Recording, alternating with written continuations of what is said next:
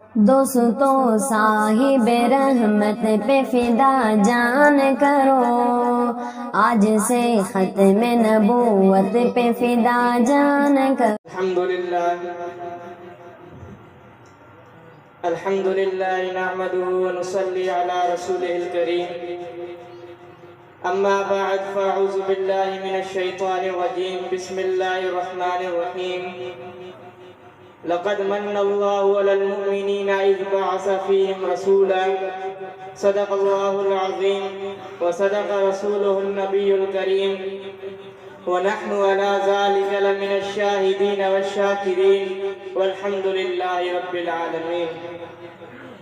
میرے محترم طالب علم ساتھیوں اور معزز و مکرم علماء کرام اور دور دراز سے آئے ہوئے حضرات، السلام علیکم ورحمۃ اللہ وبرکاتہ۔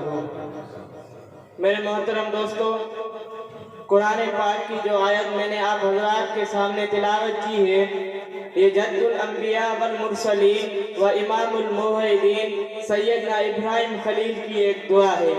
سیدنا ابراہیم خلیل کے متعلق آتا ہے کہ کیف کنت خلیلا، کہ آپ کو اللہ نے اپنا خلیل کیسے بنایا؟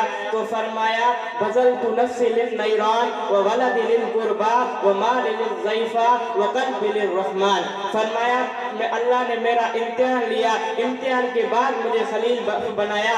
اللہ نے فرمایا خلیل جان پیش کر، میں نے آگ میں پیش کی، مال پیش کر مہمانوں پر قربان کر دیا، وطن پیش کر میں نے گھر بار چھوڑ دیا، اولاد پیش کر بچے کی گردن پر چھری رکھ دی، دل پیش کر مخلوق سے تعلق توڑ کر خالق سے جوڑ دیا۔ فرمایا اللہ نے میرا امتحان لیا، امتحان کے بعد مجھے خلیل بنایا۔ میں کہا کرتا ہوں کہ شاگرد امتحان دے کامیاب ہو، استاد انعام دیتا ہے، شاگرد امتحان دے کامیاب ہو، استاد انعام دیتا ہے، مرید امتحان دے کامیاب ہو تو مرشد انعام دیتا ہے، اولاد امتحان دے اور کامیاب ہو تو والدین انعام دیتے ہیں، لیکن اللہ کا نبی جب امتحان دے اور کامیاب ہو تو خدا خود عرش پر انعام دیتا ہے۔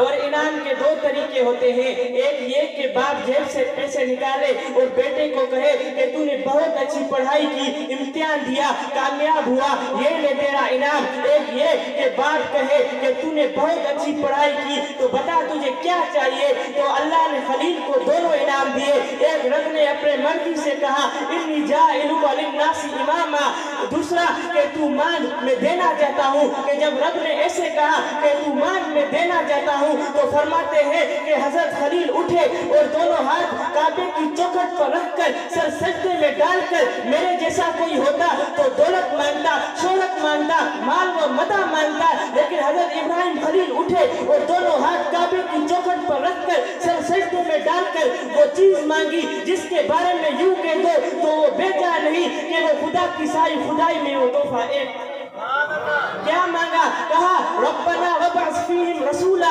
ربا تیرا گھر بنایا ہے آبادی کے لیے، پیغمبر عطا کر، مکان بنایا ہے مکین عطا کر، مدرسہ بنایا ہے مدرس عطا کر، ادارہ بنایا ہے محتمم عطا کر، بیت اللہ بنایا ہے رسول اللہ عطا کر۔ خلیل کی دعا اللہ نے قبول کی اور اپنا محبوب عطا فرمایا۔ میرے محترم دوستو، یہاں پر ایک اور بات بھی ذہن میں رکھیں کہ ہمارے آقا اللہ کے حبیب ہے اور حضرت ابراہیم اللہ کے خلیل ہے۔ حبیب بھی دوست کو کہتے ہیں اور خلیل بھی دوست کو کہتے ہیں، لیکن ان دونوں میں فرق کیا ہے؟ تو علماء نے لکھا ہے کہ خلیل اس دوست کو کہتے ہیں جس سے محبت میں سب کچھ لے لو، خلیل تو خلیل ہے، جان پیش کر، مال پیش کر، اولاد پیش کر، اور جب حبیب کی باری آتی ہے تو فرمایا تو میرا حبیب ہے، تو ہاتھوں کو اکٹھا کر میں بادل جمع کروں گا، تو ہاتھ چہرے پر پھیر میں بارش برساؤں گا، تو انگلی سے اشارہ کر میں چاند دو ٹکڑے کر دوں گا، تو درختوں کو اشارہ کر میں زمین چیر کر تیرے قدموں میں لاؤں گا، تو بکری پر ہاتھ پھیر میں اس کے تھن دودھ سے بھر دوں گا، تو ہاتھ اٹھا اور میں عمر کو کلمہ پڑھا کر تیرے قدموں میں بھیج دوں گا، عمر کو کلمہ پڑھا کر تیرے قدموں میں بھیج دوں گا۔ تو میرے محترم دوستو، یہ خلیل اور حبیب میں فرق ہے۔ اور میرے محترم دوستو، حضرت ابراہیم خلیل نے اللہ سے اللہ کا حبیب مانگا۔ کیا مانگا؟ حبیب مانگا۔ دنیا میں بڑے سمجھدار لوگ یہاں بیٹھے ہو، دنیا میں کوئی اپنا محبوب کسی کو دیتا ہے؟ کوئی نہیں دیتا۔